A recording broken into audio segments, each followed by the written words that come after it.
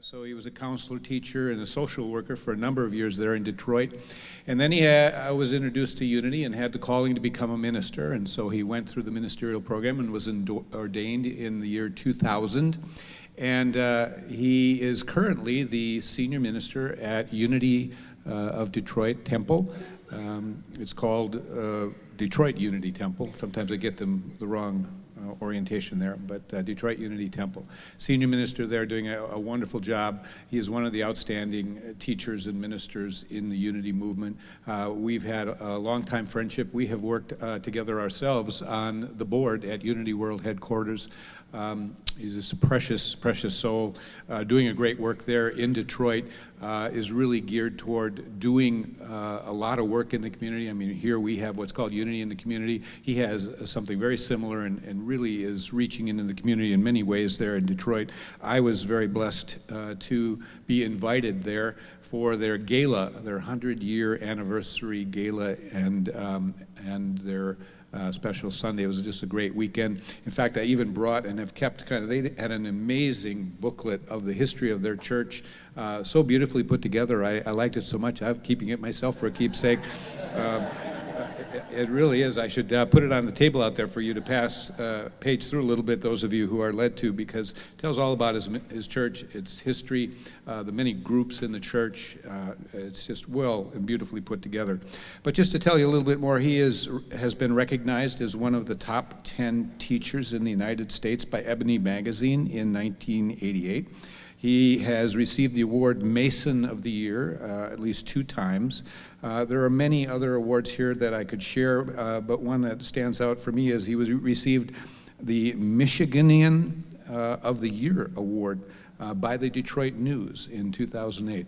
So this guy is well known in the state of Michigan and certainly in the city of Detroit and doing a great work there. He is the senior minister at the church that Eric Butterworth actually built and had built there. And so Eric Butterworth, if you don't know who he is, he's a famous Unity minister, an outstanding author, teacher. He later went on to speak for many years at Lincoln Center in New York City. But this is the guy tonight, Reverend Gregory Guice, and he has an amazing story to tell. He, when I was there for the weekend of their celebration, we got to spend some time together, and I spoke there on that Sunday morning, and he had a miraculous recovery of a situation that occurred, and I don't want to get into the story, but I just want to say this is a beautiful man, a very loving man, has a big heart. I'm so glad to know him, and I'd like you to put your hands together and give him a loving welcome, Reverend Gregory Guice.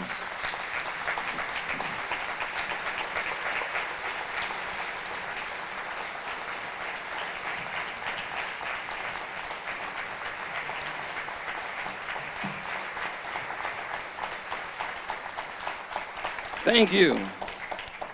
What Howard didn't tell you is that we had a chance to go to Motown Museum and check out the Temptations and go visit all that fabulous stuff. And he's one of my heroes. You have the opportunity of having a fantastic team up here, musicians and ministers who, you're known all over the Unity movement for what you do here in Houston and throughout the world.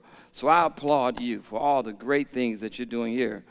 When we think of unity, we think of Unity of Houston for the great things. So you need to applaud yourself for the outstanding work that takes place right here. I will take time to introduce my wife, Francine Guice, who's been with me. She has been my wonderful wife of 12 years, and the story I'm going to share with you today couldn't have happened, couldn't have been there without her. And so before I get started, I'd just like to say that with this being the Advent season and this being the Advent week of love, it's going to be a story that's going to be unique to me because I never intended to share this, but it's a story that took place on almost 9 months ago, exactly, because it's happened on March the 14th. Today is, as you know, December the 14th. So 9 months ago, you couldn't have told me that I'll be sharing this story on this day right here. But before I get started, because it is truly the first time publicly I'm going to share this entire story with anyone or any group of people at a single time. So let me get centered. It's so important for me because there are certain passages and certain parts of it that is still very emotional for me. May the words of my mouth and the meditation of my heart be acceptable in thy sight, O Lord, my strength and my Redeemer. Show me thy ways, O Lord, and teach me thy path, and lead me in thy truth, and teach me. For thou art the God of my salvation. On thee do I wait all the day. Lord, make me an instrument of your peace. And for this I say, thank you, God. Thank you, God. My story is going to be a journey about something I learned, something I saw, and over a course of a time period. But I'd like to share with you about a little background that first led up to it. If you had met me prior to March the 14th, you would have swore up and down I was an energetic, and you're talking about the bunny rabbit, that was going, a double Scorpio full of energy, and I was burning candles on both ends, very actively involved in unity. I mean, I was moving, actively involved. My wife used to always say, you better slow down, you're going to hit a wall. Constantly telling me because I thought I had energy forever moving out there. And I really didn't understand that I was heading in a direction that there was a game-changing situation about to take place in my life. Have you ever found yourself moving in a direction somebody tell you you need to slow down? It was that anybody out there that somebody was telling you you need to slow down and then your life was going in that pattern? All my life I've been very active in all sorts of things. And then at the same time, I had migraine headaches. I'm a person that I had overcame a lot of things. I had polio as a child, and I overcame polio. I remember being the iron lung as a child.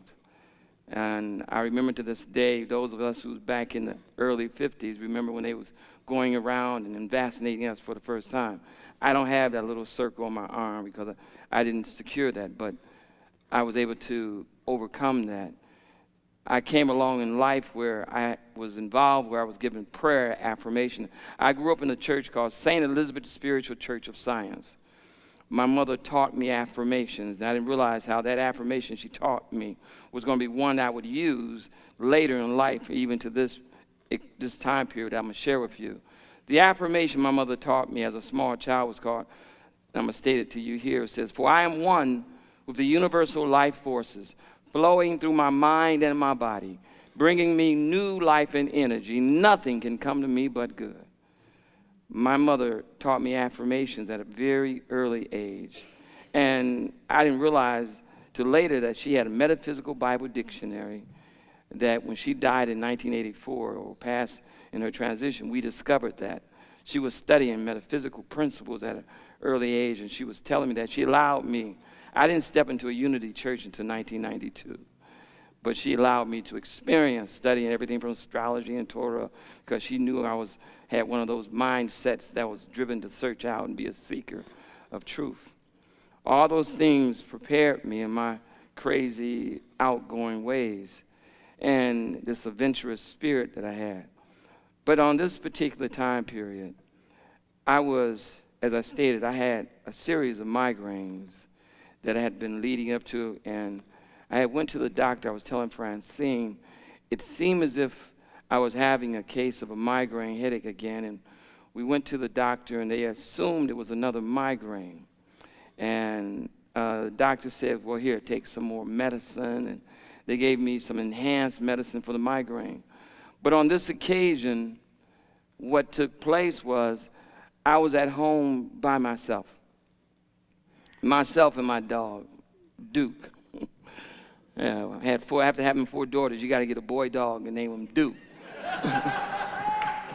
Me and Duke, that's my boy, Duke. All the female energy around me. Duke, come on, Duke, let's go. So, but at this occasion, this one moment, I was at home, and it was a different from a migraine. For those who ever have migraines, you know you have floaters that floats through your eyesight. I was having these bursts of light on the side perimeter of my brain, and it was flashing at a pace. And then one occasion, there was an extreme flash of energy, and just then I realized this wasn't a normal migraine, and it was like something exploded in my brain. And when it exploded, it was like something I'd never felt in my life.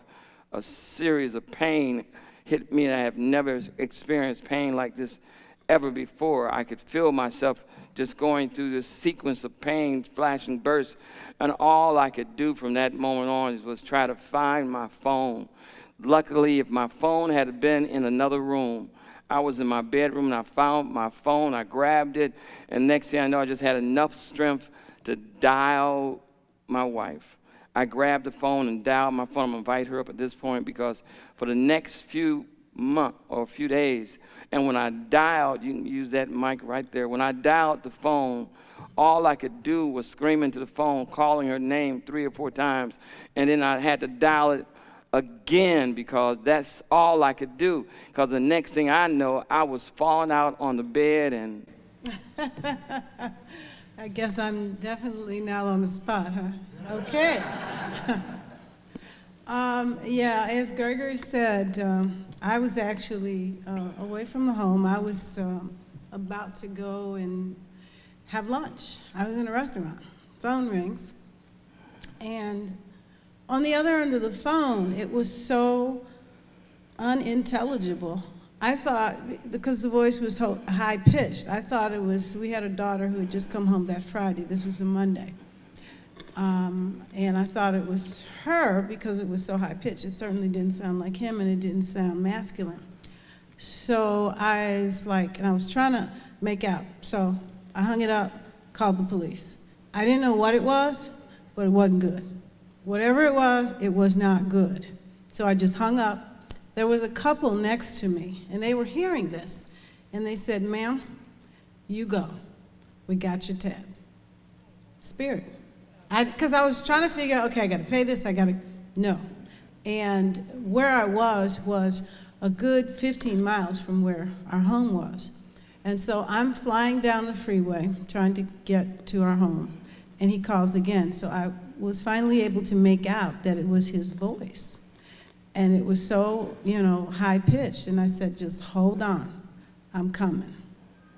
So by the time I had gotten there, the police had battered the door down, and they were in the bedroom. Duke, our dog, his trusty sidekick, was holding them back. He was standing over Gregory, baring his teeth at the police because the police had battered the door down. And he's like, "Oh, this is not good. This is not good. I don't know who y'all are, but this is not good." And would not let the police get to Gregory. And so they said, "Ma'am, could you get your dog?" I said, "Yes, sir, of course." So they got the dog. We got the ambulance. We went to our hospital. We have a suburban hospital out where we live.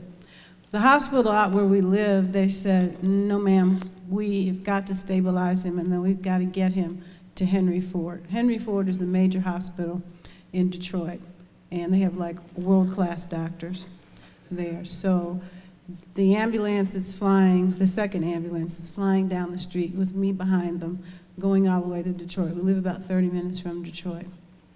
We get to the hospital, and the doctors, they have all these young doctors. The guy who is the neurosurgeon, I call him the rock star, because he's got like 12 little minions who follow behind him with doctors. I mean, seriously. And so one of the young doctors was dispatched to talk to me, and she was telling me about the prognosis. She was saying that he was having a subarachnoid hemorrhagic stroke. I can't even pronounce it, so. Well, I'm the college professor. I look up everything. Of course, I've made myself so knowledgeable about the whole thing now. And the young doctor was talking to me, and they said, "Well, you understand that half the people die right then when they have when it ruptures." the other half die on the way to the, to medical attention.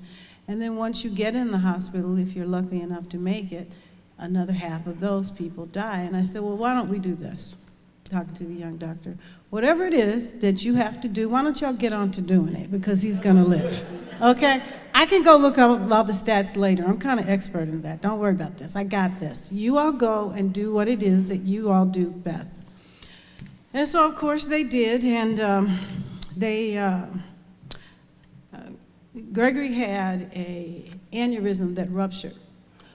But the other thing is he had 3 unruptured aneurysms that were waiting to blow. And it was an inch big, the one that ruptured. They were pretty big in his brain. So they went and they gave him, they did a surgery. They did a craniotomy, which is cutting in the back of your head so that they could clip the unruptured ones and fix the ruptured ones. It was 7.5 hours. I was in the waiting room. They took him to ICU, and the ladies, and they're very nice women, they said, and men, they're obviously male nurses as well, said, well, you can't stay, ma'am. I said, I'm not going. And they said, well, you really can't stay. I said, I'm not going. And so they just made me a little pack in a little chair. And so for 2 days, I stayed there. He had the thing drilled in his head and fluid coming off of the brain. Every orifice of his body was, draining or going in or going out, depending upon what it is. And they were not sure that he was going to live. So to wrap all this up, he'll fill in more, but he was in ICU for 30 days. And if any of you all know anything about ICU, insurance companies don't want you in there very long. So you can imagine how bad it was for them to have to authorize for him to stay for 30 days. He was 30 solid days. And he was in a coma for part of it and didn't know, couldn't speak, had a trach. I mean, there's a litany of things that happened to him that we're actually probably going to chronicle in a book. And then when he was through with the 30 days in ICU, he was not strong enough to go into a rehabilitory place. He had to go into what is called a step-down facility. That's for supercritical people that don't require ICU anymore, but can't go into other types of facilities. So he was in the step-down facility for 30 days, 30 long days. And then finally he was transferred to a rehabilitory, where they basically tried to teach him to walk again and talk again and all those, and he was there for another month. And so that's been our life. And the thing that took place is I was between 2 worlds. And what I mean by 2 worlds was that even though what she described in terms of the physical outward perspective, Francine stopped people from coming to see me because she didn't want them to throw the negative energy around me or perception around me, seeing me in a state. Because if I was to show you a picture. I can add this one. Now, I'm good at this. If you know anything about church folk, a lot of church people think that, and they do. They know a lot about church. They do, yes. But somehow I have this feeling that they might not be quite as bad. But in any event, when you have your brain operated on, you have a series of things that are, going on. And it's not your best look, okay? Let me just put it like that. It's not your best look. And anybody who knows me knows I like looking good. So that wasn't going to happen. No one was going to come and see him.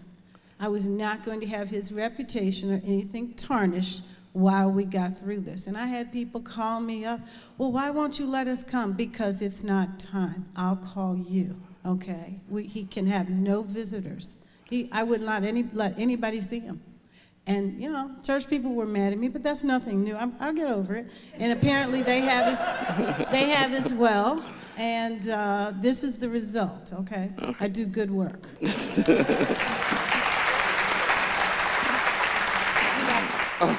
You might as well stay up here now. You're going to have something else to say. I know it. I can feel it. I know. So, but what took place was when I was in between the 2 worlds. And I say that because I remember being in this gray mist. I remember in the mist, our daughter who died in '07, I remember seeing her come to me. I remember seeing that her body or her spiritual presence there and us having a telepathic aspect. I remember just that floating experience during that time period. I remember when I was there drawn in that space, and I also remember when it was almost like a series of movement that was there. When people talk about prayer works, I truly believe that it was the prayers that people were sending me that was holding me in this gray mist, because other people felt like, why wasn't I gone to the other side? And I was truly acknowledging that prayers that people was sending towards me was holding me in this space, that was holding me there with this inner strength, because for some reason I was standing strong. I remember merging back into my body. I remember when I went through that period, Francine said I came out asking for where are my wives at. Got me in a whole lot of trouble. Which is why I say when your brain is operated on, it's not a good time to hold court and have people around. I just felt like it was from 5 different lives. That's what I was trying to tell her. But when it was, the amazing part was that I had to relearn how to live in this body again. But it taught me one thing, that we are not our body. It taught me that the body is truly that instrument by which the I am lives.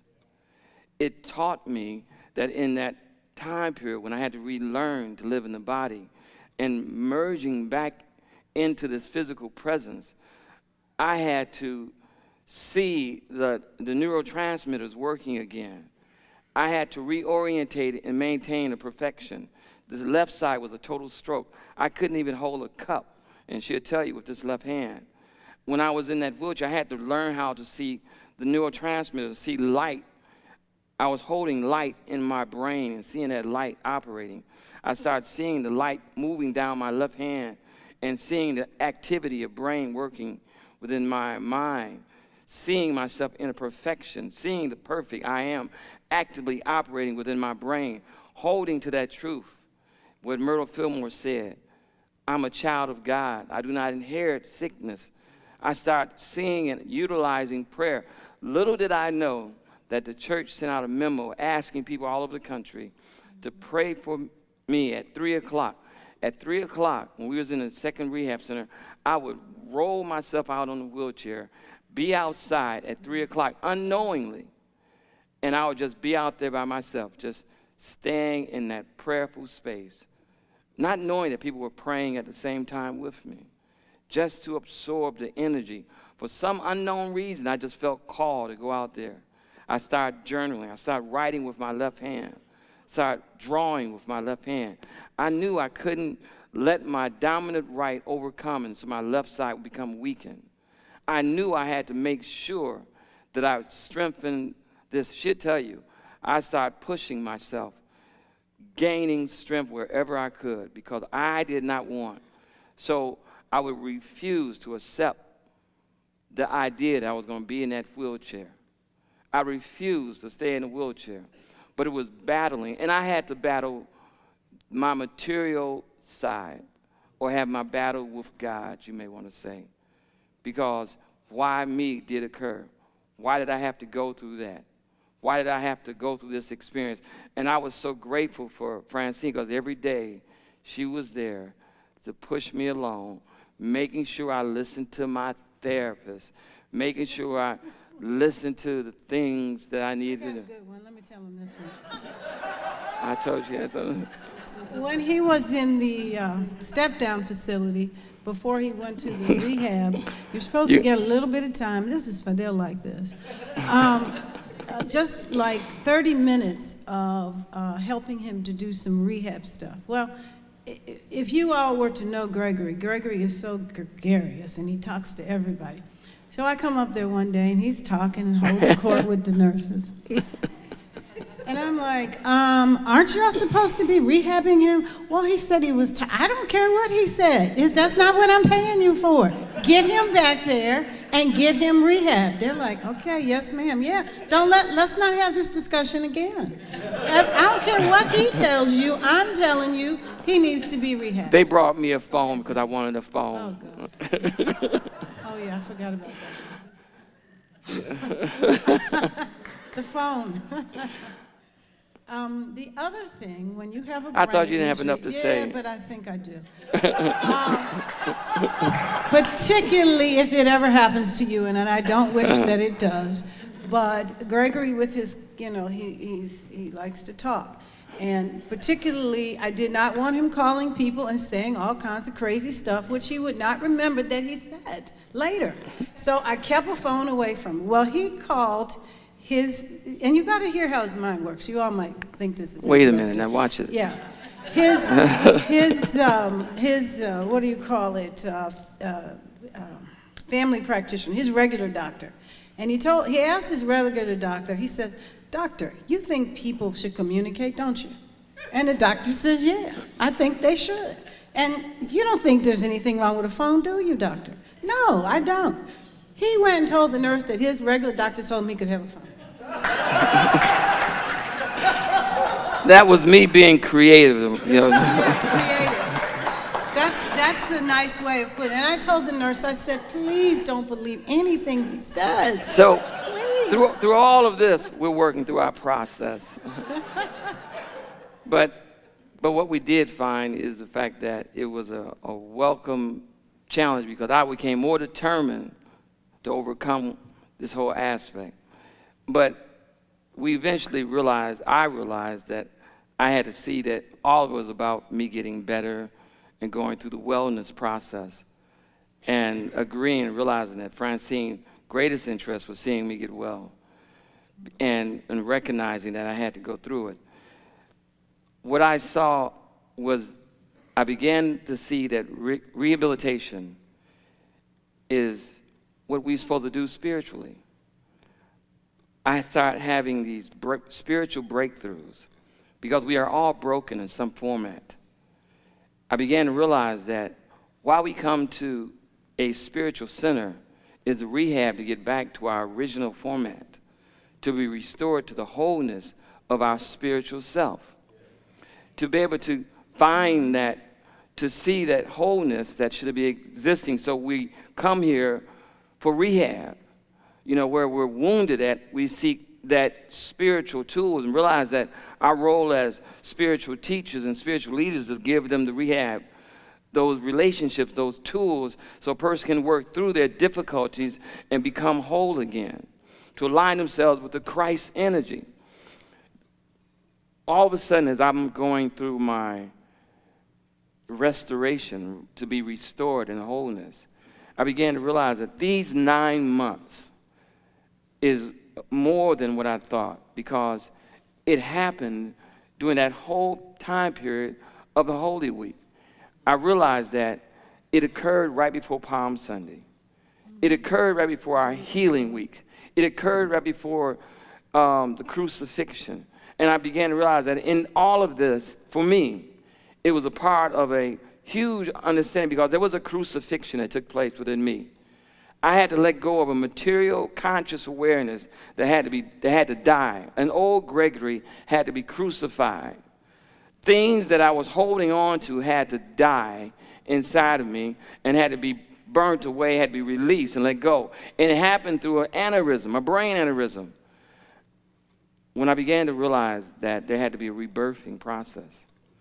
So this holiday season, this Advent season for me is very special. That birthing process that a woman goes through, 9 months of birthing, is like a new birth for me. I began to re-examine Advent for the first time, not just separate events taking place. I began to look at unity, whole process of spiritual transformation. I began to realize, okay, that the first week of Advent was faith. And I said, that's so critical, because we have to have faith locked down. Because if your faith is not there, realizing that all of it is for a reason. Then I looked at the idea that then there was this idea of peace. That what took place within me now is there's a different understanding of peace. And then love is like the energy that holds this molecule together, and joy that springs forth. There's a birthing that takes place with that joy, and then even the birthing of the Christ energy that overwhelms us is the new birthing that has to take place within all of us, and then with the burning bowl, releasing those things that we no longer have use for 2017. And taking on a new name. And as we begin that year off, I said it's not these independent, separate things that happen, but it's a process of spiritual transformation. My whole process of going through the brain aneurysm made me realize that it's all about spiritual transformation. It's all about rehabbing and letting go and being aware of creating a new self. And I had to go through it to understand it. But then, as I was going in my wheelchair, rolling around, seeing so many people, I began to realize that there are so many healing stories in our community. I started knowing and seeing other people who have had those experiences. One Sunday, we had a healing service at the church. It was right before Thanksgiving. It was a gratitude service. And people started standing up, expressing why they were grateful at the church. And people I never knew who had a story of gratitude. One lady came up, Vernetta, who said she had 2 surgeries for breast cancer. Yeah. People you wouldn't think right next to you had a story of gratitude. Then I began to realize that all of this, that there are so many stories all around us that we take for granted. Stories that we don't realize where people have overcame. Every day in our own lives, people we don't know, people we forget. Even in this very room right now, how many of you have a gratitude story? Somebody you know that have overcame. I want you to just go there with me. My story is only one of a million. And I want you to close your eyes with me.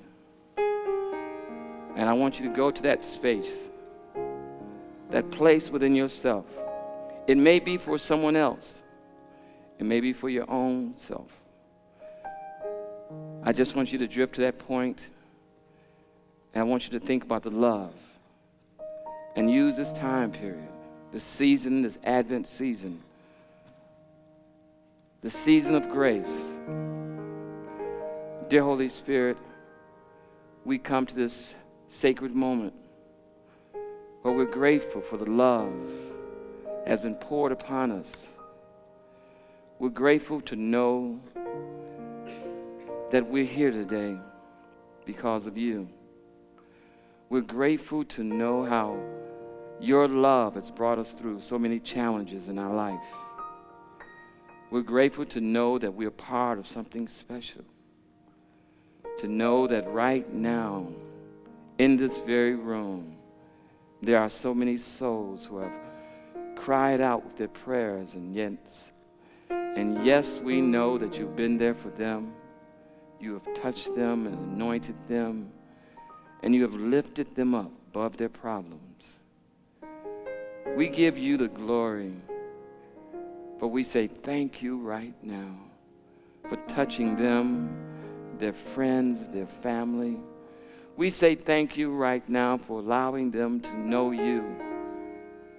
And in this holiday season, no matter what they may be experiencing in their life, we know that you're going to be that love that will give them the inspiration, the encouragement to know that there's nothing that will block them from your glory.